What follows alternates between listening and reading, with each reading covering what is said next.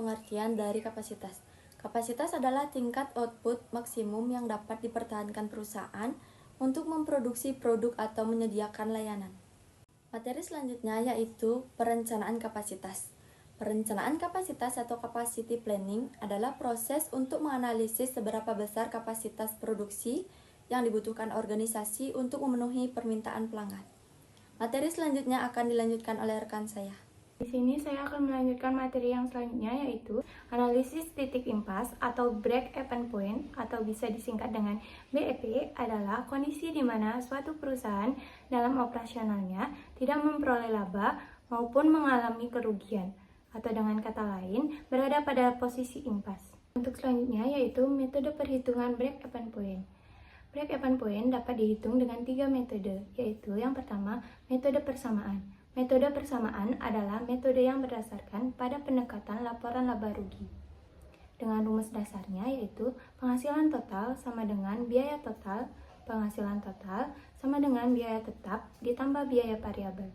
Persamaan tersebut dapat diuraikan dalam rumus berikut, yaitu PX sama dengan A ditambah BX, yang dimana diketahui P harga jual per unit produk, X unit produk yang dijual, A. Total biaya tetap, dan B. Biaya variabel setiap unit produk. Nah, di sini dari persamaan rumus sebelumnya dapat diuraikan menjadi rumus break-even point, yaitu yang pertama break-even point dalam satuan uang penjualan. Untuk rumusnya, BEP rupiah sama dengan A dibagi 1 dikurang BX per PX, yang dimana diketahui A. Biaya tetap, BX biaya variabel per unit dikali kapasitas produksi penuh, dan PX harga jual per unit dikali kapasitas produksi penuh.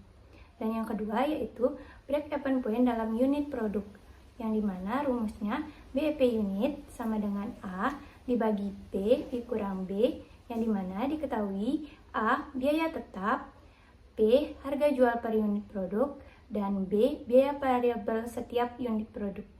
Yang kedua, metode kontribusi unit. Metode kontribusi unit merupakan variasi metode persamaan. Setiap unit atau satuan produk yang terjual akan menghasilkan jumlah margin kontribusi tertentu yang akan menutup biaya tetap.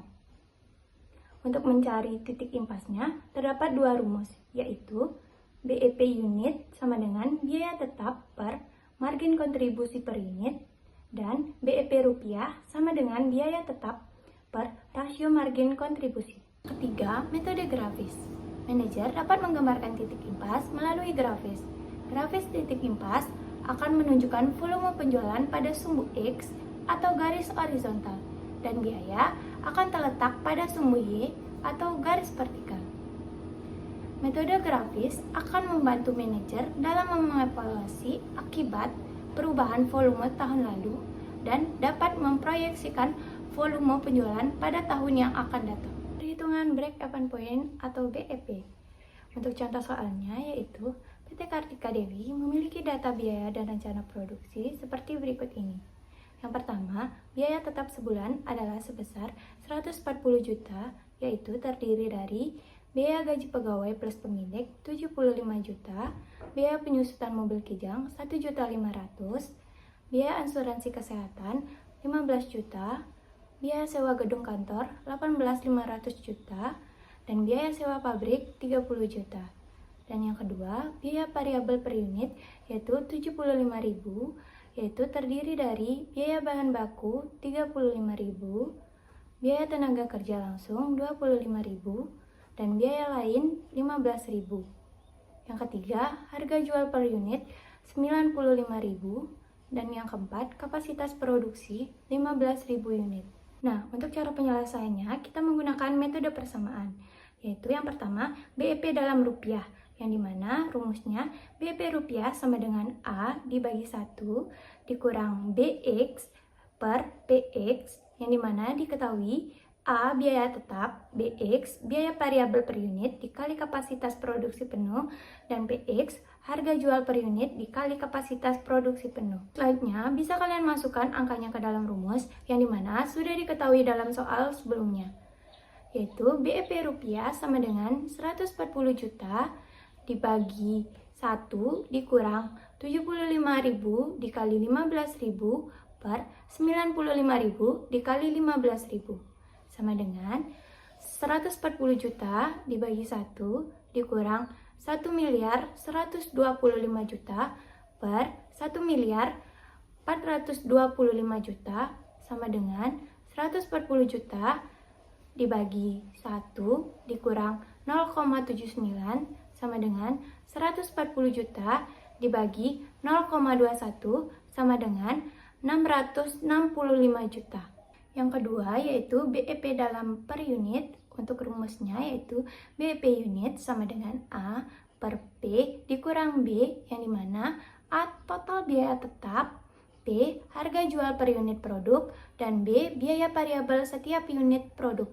Untuk cara penyelesaiannya masih sama seperti yang tadi, masukkan angkanya ke dalam rumus yang dimana sudah diketahui datanya dalam soal sebelumnya, yaitu BP unit sama dengan 140 juta per 90.000 dikurang 75.000 sama dengan 140 juta dibagi 20.000, yang dimana mendapatkan hasil yaitu 7.000 unit. Materi yang selanjutnya yaitu penerapan pohon keputusan.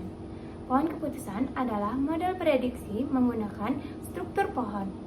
Konsep dari pohon keputusan adalah mengubah data menjadi pohon keputusan dan aturan-aturan keputusan.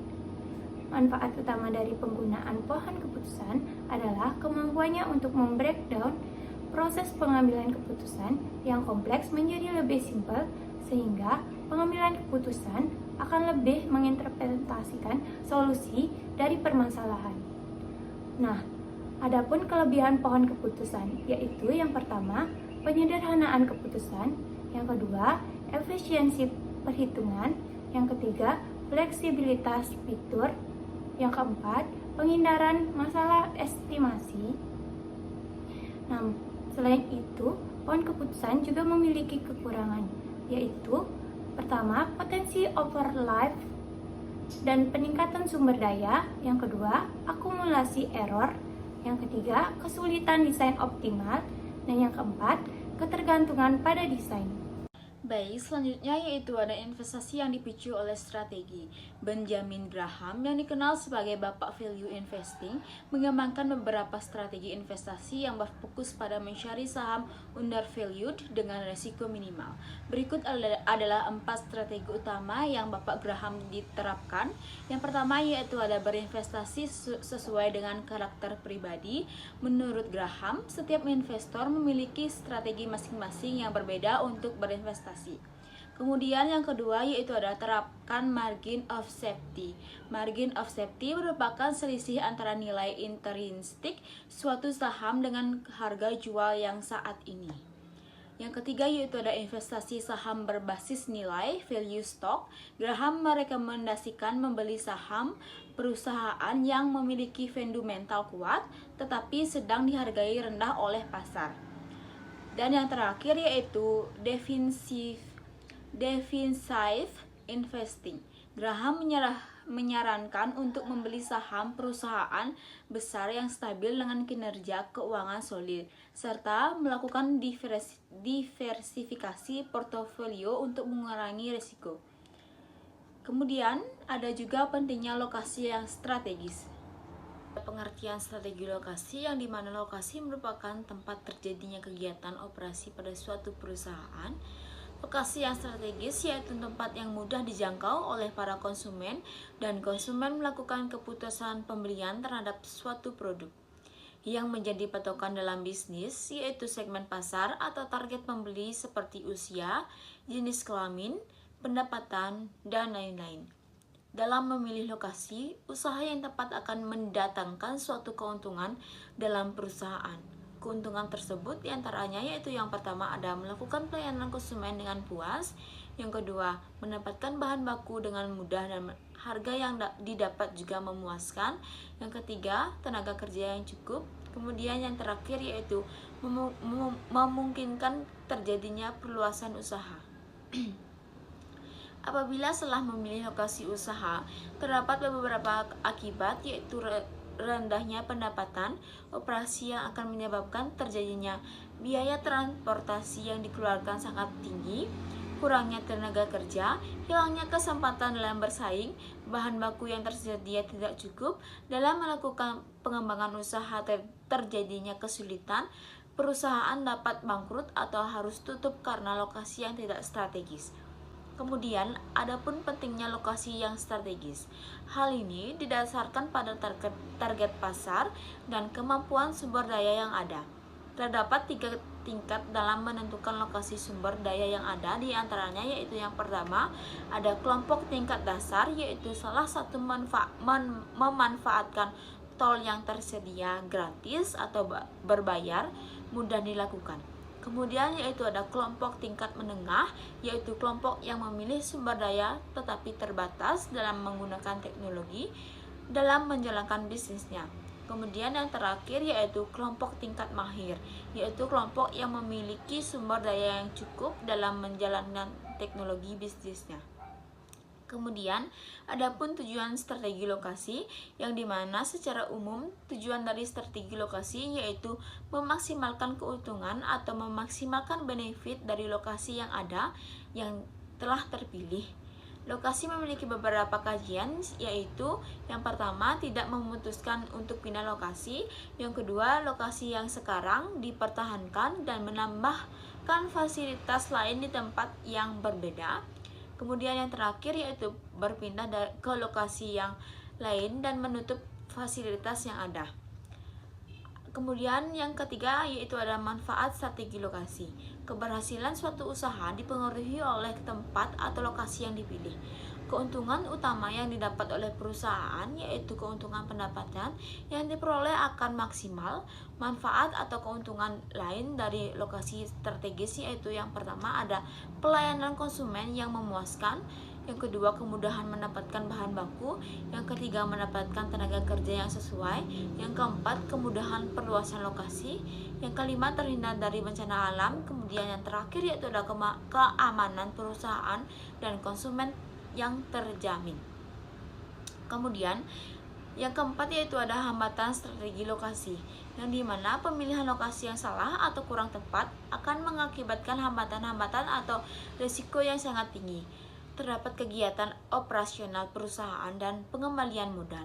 Dalam menentukan lokasi tersebut, strategi atau tidak dapat dilihat dari beberapa faktor seperti kedekatan terhadap bahan baku pasar, ketersediaan sarana dan prasarana, dan lain sebagainya. Proses penentuan lokasi yang strategi. A. Pentingnya strategi lokasi. Strategi lokasi umumnya diterapkan oleh bisnis saat mereka berencana untuk melakukan ekspansi atau konsolidasi. Dalam proses ekspansi, bisnis menggunakan strategi ini untuk menentukan lokasi baru yang ideal bagi pertumbuhan mereka dengan mempertimbangkan faktor-faktor seperti potensi pasar, aksesibilitas, dan ketersediaan sumber daya lokal. Di sisi lain, strategi lokasi juga digunakan dalam konsolidasi, terutama daerah di mana semakin banyak talenta yang bekerja secara remotely. Dengan semakin berkurangnya kebutuhan akan kehadiran fisik karyawan, bisnis perlu mengurangi kantor-kantor mereka dan menentukan 1 atau 2 lokasi yang paling strategi untuk dijadikan hubungan operasional. Lokasi ini harus berada di area yang dekat dengan talenta berkualitas, sehingga perusahaan tetap dapat menarik dan mempertahankan mereka tanpa perlu memiliki banyak kantor yang tentunya memakan biaya besar. B.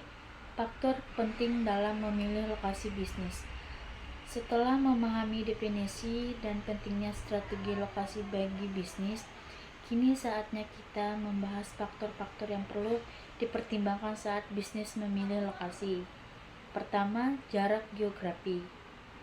Saat ini banyak karyawan yang bekerja secara online dan memiliki fleksibilitas untuk bekerja dari mana saja. Meskipun demikian, keberadaan kantor tetap penting karena digunakan sebagai pusat operasional bisnis.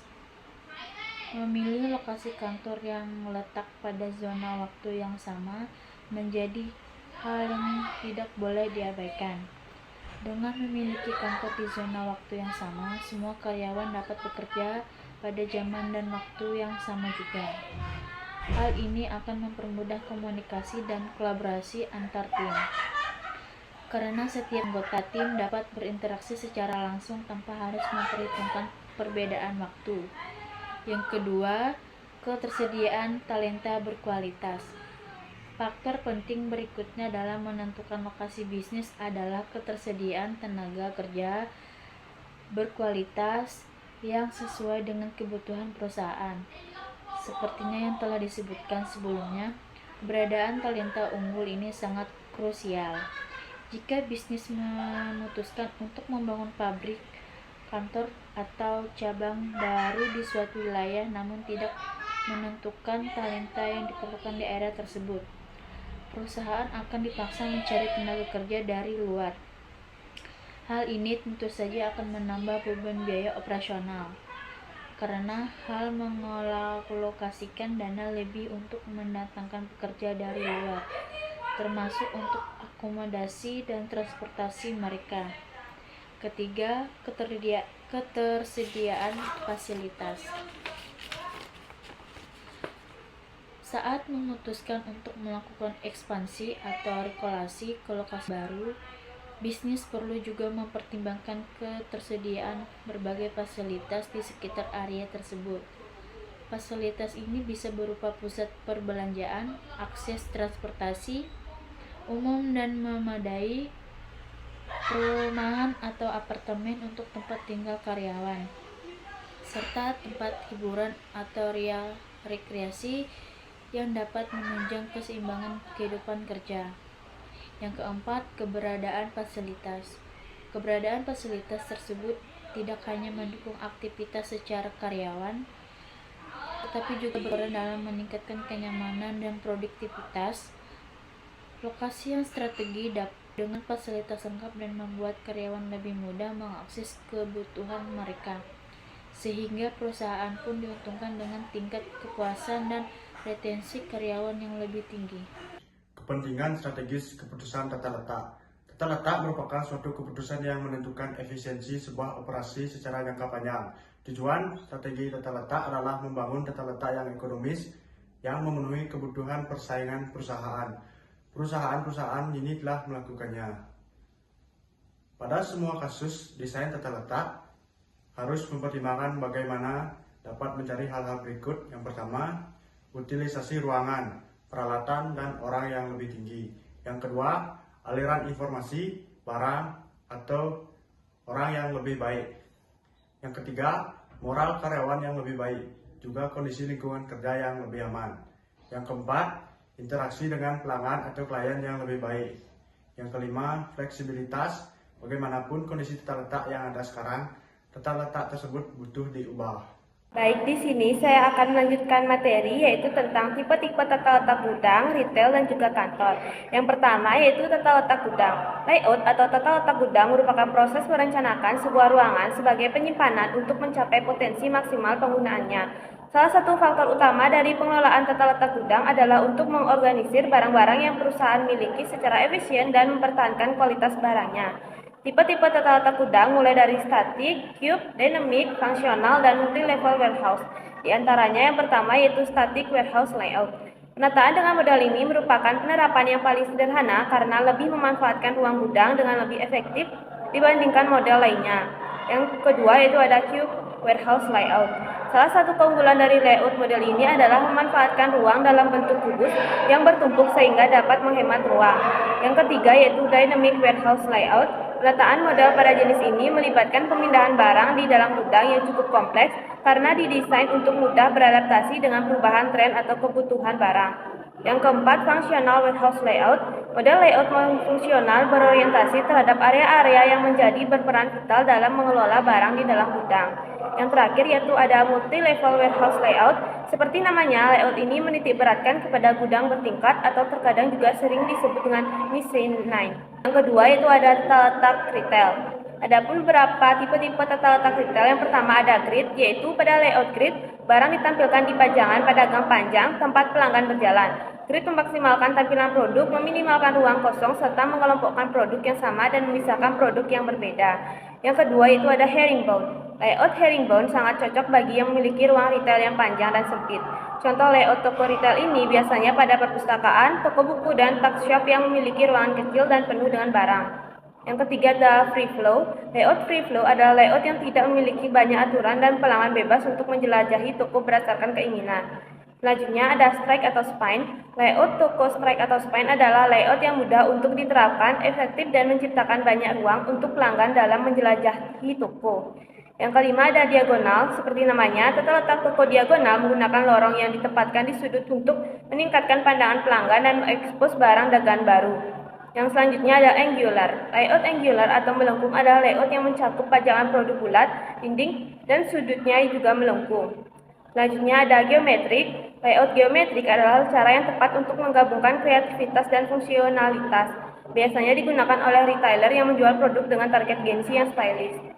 Selanjutnya ada tipe-tipe tata letak kantor. Yang pertama ada open plan. Jenis yang pertama adalah open plan dengan desain ruangan yang terbuka. Yang kedua ada cubicle office. Dari jenis sebelumnya yang menerapkan tata ruang kantor yang terbuka tanpa sekat, pada cubicle office ruangannya bersekat dan tertutup sehingga privasi masing-masing karyawan lebih terjaga. Yang ketiga ada co-working space. Pada dasarnya penataan ruang yang satu ini diartikan sebagai ruang kerja yang digunakan oleh beberapa perusahaan. Yang keempat ada landscape office. Jenis penataan ruang kantor ini biasanya ditampilkan dalam suasana yang lebih fresh dengan tambahan dekorasi, taman, dan fasilitas lainnya sehingga tidak membosankan. Yang terakhir ada gabungan desain, yaitu gabungan. Gabungan adalah desain penataan yang satu ini menggabungkan antara open plan dengan cubicle office. Baik, itu saja materi tentang tipe-tipe tata letak gudang, retail, dan juga kantor. Materi selanjutnya akan dijelaskan oleh rekan saya. Di sini saya akan memaparkan materi terakhir tentang tata letak berorientasi pada produk dan berorientasi pada proses. Tata letak fasilitas adalah susunan elemen yang diproduksi agar proses kerja lebih teratur dan efisien. Dalam penyusunannya, diperhatikan ruangan yang tersedia, jenis produk, keselamatan, serta kenyamanan tenaga kerja. Tujuan akhirnya adalah menciptakan alur kerja yang lancar, biaya rendah, dan pemanfaatan tenaga serta peralatan secara optimal.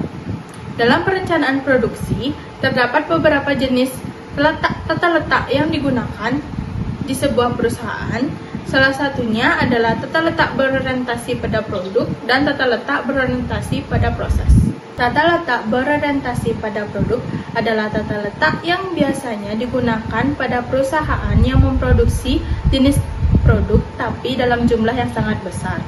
Dalam tata letak ini, tenaga kerja dan peralatan disusun mengikuti alur sehingga bahan baku bergerak secara berurutan dari tahap pertama sampai ke tahap terakhir. Kelebihan dari tata letak ini adalah hemat waktu, efisien, serta alurnya yang jelas. Kelemahannya yaitu kalau satu mesin rusak, maka seluruh produksi akan berhenti. Tata letak ini juga memiliki karakteristik seperti membutuhkan mesin yang besar, tenaga semi terampil, dan modal yang tinggi. Yang kedua yaitu tata letak berorientasi pada proses, adalah bentuk pengaturan fasilitas yang digunakan oleh perusahaan dengan produk yang beragam tetapi diproduksi dalam jumlah yang relatif kecil. Dengan tata letak ini, berbagai jenis produk dapat dibuat secara bersamaan tanpa mengurangi hasil produksinya. Kelebihan dari tata letak ini adalah fleksibel, mesin yang digunakan serbaguna, dan jika ada gangguan pada satu mesin, tidak langsung menghentikan semua produksi. Kelemahannya yaitu alurnya yang rumit, waktu per unit lebih lama, dan membutuhkan keterampilan yang tinggi. Tata letak ini memiliki karakteristik seperti variasi produk yang tinggi, peralatan yang serbaguna, dan karyawan yang memiliki banyak keahlian. Yang ketiga ada perbandingan antara tata letak berorientasi pada produk dan tata letak berorientasi pada proses. Yang pertama ada tata letak produk, di mana menyusun mesin dan peralatan berdasarkan urutan proses produksi untuk produk tertentu. Yang kedua, cocok untuk produk standar yang diproduksi dalam jumlah besar atau produksi massal. Yang ketiga, alur kerja homogen dan teratur untuk setiap unit produk. Yang keempat, pemeriksaan produk relatif minimal selama proses produksi. Yang kelima, menghasilkan jalur transfer yang jelas. Yang keenam, waktu produksi per unit lebih singkat karena aliran produksi efisien. Yang ketujuh, biaya tetap tinggi tetapi variabel tetap rendah. Yang kedelapan, gangguan pada satu mesin dapat mempengaruhi seluruh proses. Yang terakhir, yaitu tujuan utamanya yaitu untuk memastikan aliran produk besar berjalan lancar dan cepat. Yang kedua, ada tata letak proses di mana mengelompokkan mesin atau sumber daya berdasarkan fungsi atau proses yang sama. Yang kedua, cocok untuk produk yang beragam dengan jumlah produksi yang lebih kecil. Yang ketiga, alur kerja bersifat variabel sesuai jenis pekerjaan. Yang keempat, produk diperiksa beberapa kali selama proses produksi. Yang kelima, mengarah pada teknologi kelompok daripada jalur transfer. Yang keenam, waktu produksi per unit lebih lama karena banyak perpindahan material. Yang ketujuh, biaya tetap rendah tetapi variabel tinggi. Yang kedelapan, gangguan pada satu mesin tidak selalu menghentikan produksi secara keseluruhan. Dan yang terakhir, tujuan utama untuk memfasilitasi pemrosesan material atau layanan dengan kebutuhan beragam.